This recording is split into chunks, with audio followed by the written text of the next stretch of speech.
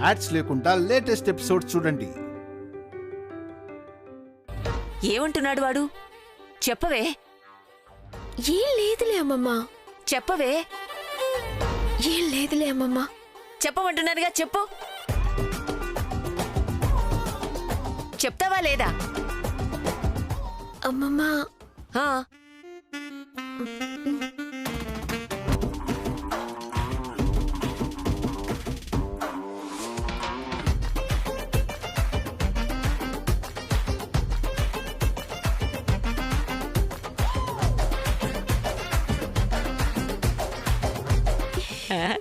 నా బంగారు తల్లి. అత్తయ్య ఏముంటుంది? చెప్పాడుగా మనవడు, మళ్ళీ శోభనానికి ముహూర్తం అక్కర్లేదు. ఇక్కడి వరకు వస్తే ముహూర్తం దాటిపోతుందని మధ్యలో వాళ్ల పాటలేవో వాళ్ళు పడ్డారు.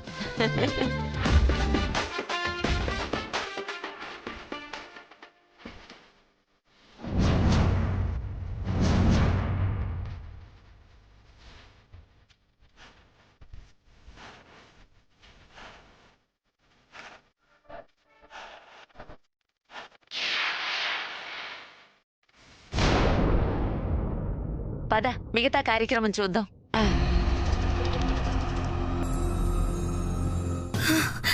ఏంటి, శోభనం జరిగిపోయిందా? వైదేహి వాళ్ళ దగ్గరుంటే శోభనం ఎలా జరుగుతుంది?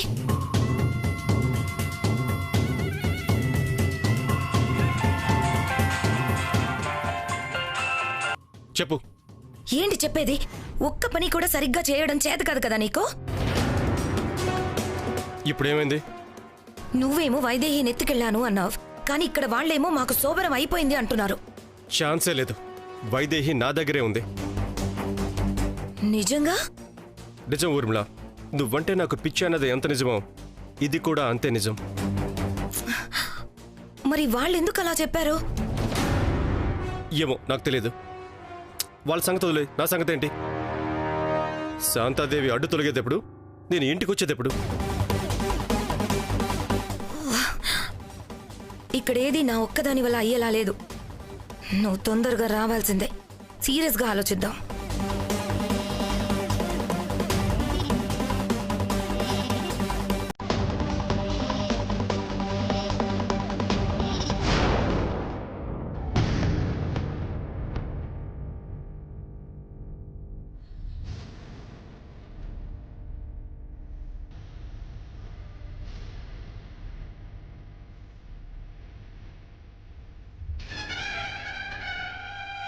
ఎందుకంత టెన్షన్ పడతావు? వైశాలినైతే అక్కడ చేర్చాం కదా. వైశాలిని అక్కడ చేర్చడం ఎంత ముఖ్యమో వైదేహిని పట్టుకోవడం కూడా అంతే ముఖ్యం. తర్వాత వైదేహి ఇంటికి వెళ్ళిందనుకో, మొత్తం మన కథ అంతా బయట పడిపోతుంది. ఇలాంటి బంగారు అవకాశం మళ్ళీ దొరకదు.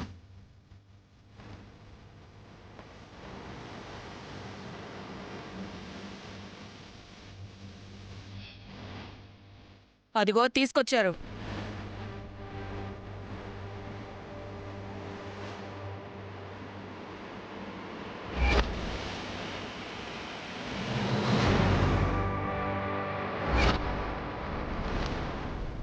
ఇప్పుడన్నా వైదేహిని తెచ్చారా, లేక మళ్ళీ నా కోడల్నే తెచ్చారా?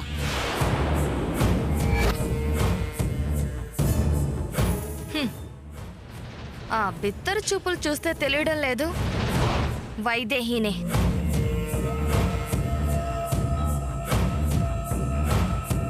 నన్ను చూసి షాక్ అయింది. ఏం వైదేహి, చెంచల ఏంటి ఇంకా బతికే ఉందేంటి అని ఆలోచిస్తున్నావా?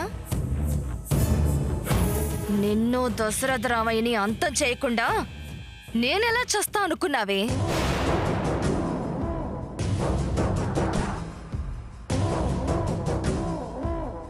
పాపం చాలా సంవత్సరాల తర్వాత అమ్మింటికొచ్చింది. శోభనం కూడా ఏర్పాటు చేశారు. ఇక అంత సంతోషమే అనుకుంటున్నాం. ఈ ట్విస్ట్ ఊహించలేదు కదూ?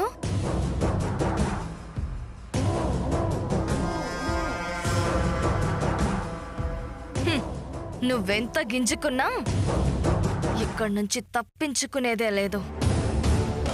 నీకోసం నీ వాళ్ళు వెతికేదీ లేదు. హ, ఎందుకో తెలుసా? అచ్చం నీలాగే ఉన్న ఈ నాంచరమ్మ కోడల్ని నీ స్థానంలో పెట్టి నిన్ను ఎత్తుకొచ్చాం కాబట్టి.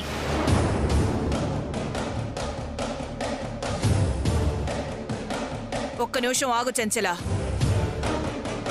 నాకెందుకో నువ్వింతసేపు వాగిందంతా వృధా అనిపిస్తోంది. రేయ్, ఆ టేప్ తీరా. నేను వైశాలినత్తయ్య.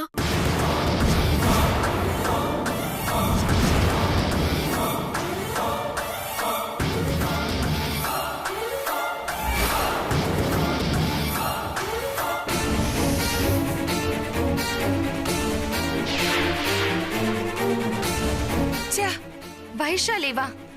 మళ్ళీ నువ్వొచ్చావేంటి? నిన్ను మార్చలేదా? మార్చడానికి ప్రయత్నించారు. వైదేహి దేవాంశ్ దగ్గర నుంచి వెళ్ళగానే నేను దేవాంశ్ దగ్గరికి వెళ్ళబోయాను.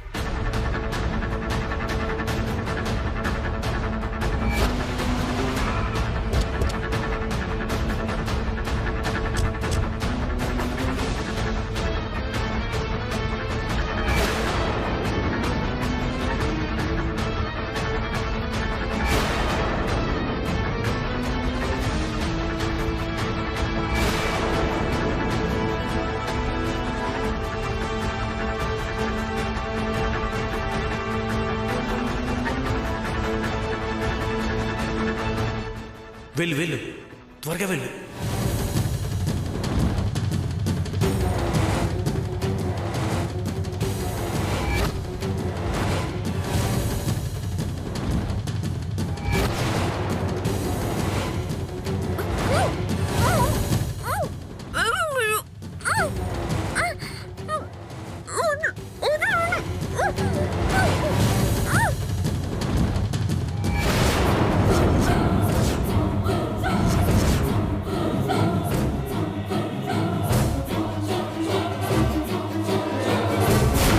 అది జరిగింది.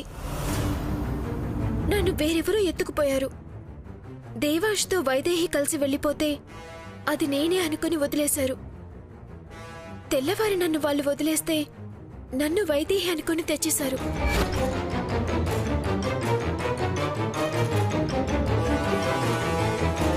ఈసారైనా నువ్వు వైశాలివని చెప్పొచ్చు కదే. కానీ వీళ్ళు నా నోరు కట్టేశారు కదా అత్తయ్య. ఛే! ఎక్కడ మొదలు పెడుతున్నావో మళ్ళీ అక్కడికే వస్తున్నావు. ఇదంత సులువయ్యేలా లేదు చెంచల. అవుతుంది నాంచారమ్మ. ఎంత కష్టమైనా ఇది జరగాల్సిందే. కానీ నేను ఆలోచిస్తున్నది వేరు.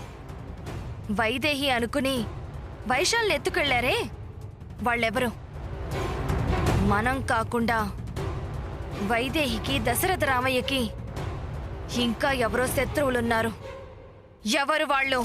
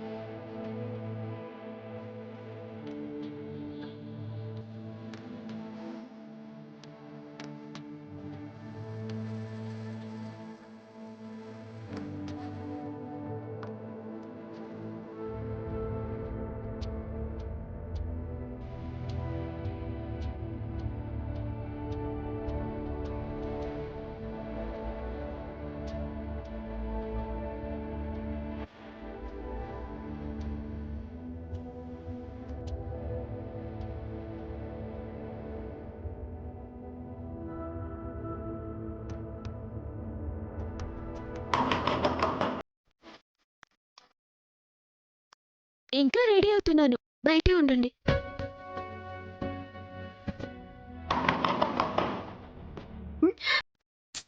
చెప్పేది మీకే.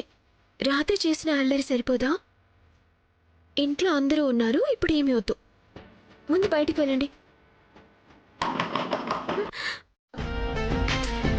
చెప్తే అర్థం కదా, రావద్దని చెప్పు. అక్క నువ్వా? ఇందాక అందరి ముందు అంటే పెద్దవాళ్ళు ఎక్కడ బాధపడతారోనని ఏదో కథ చెప్పి మానచ్చేసావని అనుకుందాం. కానీ ఇక్కడ కూడా నిజంగా శోభనం జరిగినట్టు ఓవర్ యాక్షన్ చేస్తున్నావేంటి? ఓవర్ యాక్షన్ ఏంటక్క? జరగని దాన్ని జరిగినట్టు నమ్మించడానికి ఇందాక మీరిద్దరూ చేశారే యాక్షన్, దాన్నే ఓవర్ యాక్షన్ అంటారు. జరగని దాన్ని జరిగింది అని చెప్పుకోవాల్సిన అవసరం మాకేముందక్క? కొన్ని విషయాలు ఇంతకు మించి ఎక్కువ మాట్లాడుకోవటానికి బాగోదు. మాట్లాడుకోవడానికి బాగోదా? మాట్లాడుకోవడానికి ఏమీ జరగలేదా? అసలు నీ బాధ ఏంటక్క? మా శోభనం జరగలేదనా? ఎక్కడ జరిగిపోయిందానా? అక్క నాకొక డౌట్. మేం తిరిగి వస్తుంటే టైర్లో గాలిపోయింది. ఎక్కడ ముహూర్తానికి ఇంటికి తిరిగి వస్తే మా శోభనం జరిగిపోతుందోనని నువ్వైతే ఏం ప్లాన్ చేయలేదు కదక్కా? హే, ఏం మాట్లాడుతున్నావు? నేనెందుకు ప్లాన్ చేస్తాను? మరి లేకపోతే మా శోభనం గురించి ఎందుకంత క్యూరియాసిటీ నీకు? నాకెందుకు క్యూరియాసిటీ? జరిగితే ఏంటి, జరగకపోతే నాకేంటి? కాకపోతే ఆ ఊరి బయట పొలాల్లో శోభనం జరిగింది అంటే నమ్మబుద్ధి కావడం లేదు. అంతేనక్క, కొన్ని నమ్మబుద్ధి కావు. నేను ఎలా జరుగుతుందా అనుకున్నాను. ముహూర్తం పెట్టారు, ఇంట్లో వాళ్ళు ఎదురు చూస్తుంటారు. ఆ ముహూర్తం తప్పిపోతే మళ్ళీ ఎప్పుడు ముహూర్తం ఉంటుందో, మళ్ళీ ఏ దోషం ఉందని అంటారోనని చాలా భయపడ్డాను.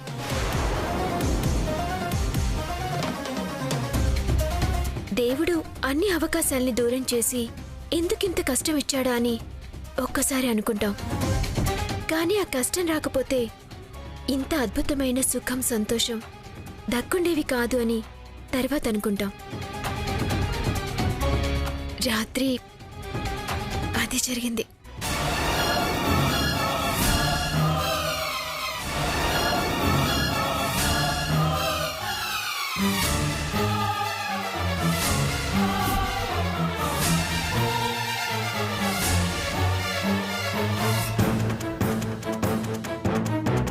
వాలి ఏమో నోరు కళ్ళు చేతులు కట్టేసి ఎక్కడో పడేశానని చెప్పాడు. ఇదేమో మొగుడితో హాయిగా శోభనం చేసుకున్నానంటోంది. ఏది నిజం? అది సంగతక్క. ఇంతకు మించి వివరంగా నేను చెప్పినా వినటానికి నీకు సిగ్గుగా ఉంటుంది కదా, అందుకే ఇది చాలు.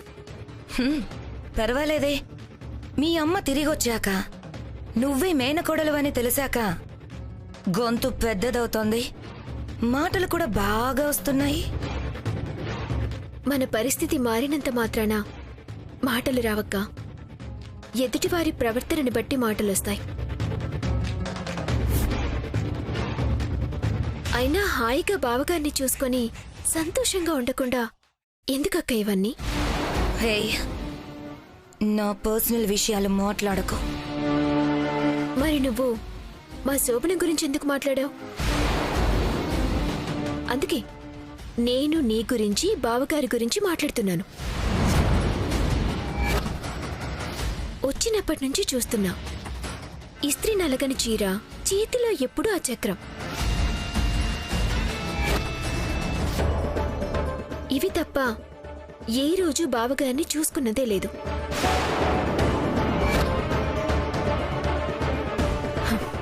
నువ్వు చక్రాన్ని తిప్పే టైంలో సగం టైం బావగారి కాళ్ళకి ప్రేమతో నూనె రాసుంటే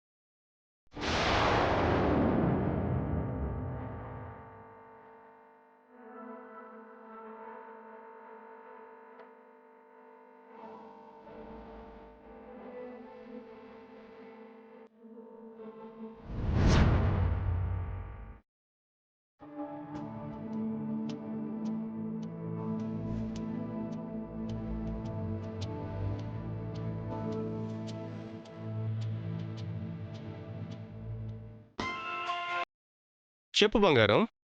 బంగారం గింగారం అన్నా అంటే మొహం పగిలిపోద్ది. చెప్పిన పని సరిగ్గా చేయడం చేత కాదు. బంగారం అట బంగారం. అంత కోపం ఎందుకు బంగారం? మ్యాటర్ చెప్పు. నువ్వేమో వైదేహిని కిడ్నాప్ చేశాను అంటున్నావు. ఇక్కడేమో వైదేహి శోభను అద్భుతంగా జరిగిందని పులికించిపోతూ మరీ చెప్తుంది. అసలు జరిగిందా లేదా? అదంతా పక్కన పెట్టి బంగారం. ఇప్పుడు వాళ్ళ శోభనం జరిగితే ఏంటి, జరగకపోతే ఏంటి? ఏంటంటావేంటి? వాళ్ళకి పిల్లలు పుట్టకూడదు.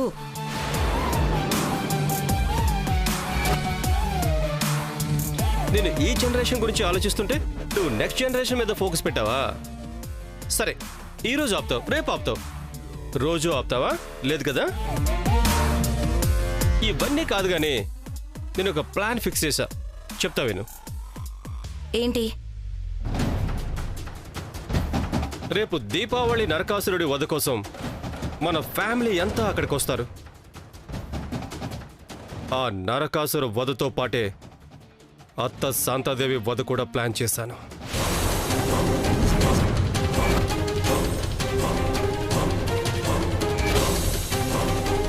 ఏం మాట్లాడుతున్నావు? దొరికితే ఏమవుతుందో తెలుసా? 4 రోజులు ఇలాగే ఉన్నా దొరికిపోతా. ఇప్పుడు ఇంట్లో నేనేదో తీర్థయాత్రలకు వెళ్ళాలనుకుంటున్నారు. 4 రోజుల తర్వాత ఇంకా రాలేదేంటా అని ప్రస్తావన వస్తుంది.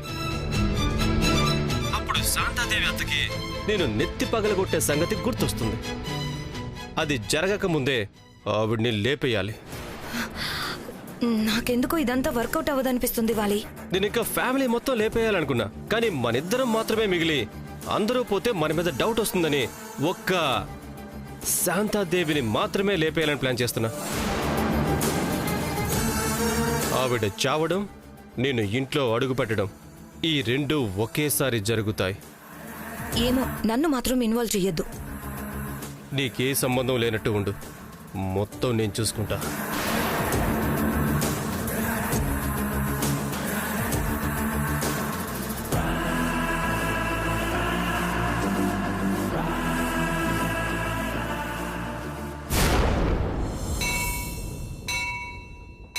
నమస్కారం గురువుగారు. ఇష్టకామ్యార్థ ఫల సిద్ధిరస్తు.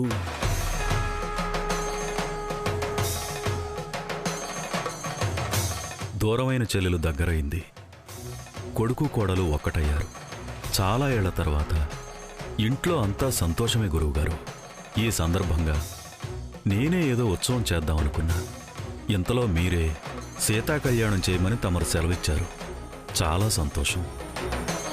దేవాంశ్ వైదేహి ఎలా ఉన్నారు దశరథరామయ్య? సంతోషంగానే ఉన్నారు గురువుగారు. పెళ్ళైన ఇన్నాళ్లకి వాళ్ళ సమస్యలన్నీ తీరిపోయాయి. నిన్ననే వాళ్ళ కార్యానికి ముహూర్తం పెట్టాం. చిన్న చిన్న సమస్యలొచ్చినా చివరికి అంతా మంచే జరిగింది. చిన్న సమస్య కాదు దశరథ, పెద్ద ఆపద నుంచే తప్పించుకున్నారు. పైకి కనిపిస్తున్న సంతోషం పొంచి ఉన్న ప్రమాదాన్ని తెలియనివ్వడం లేదు.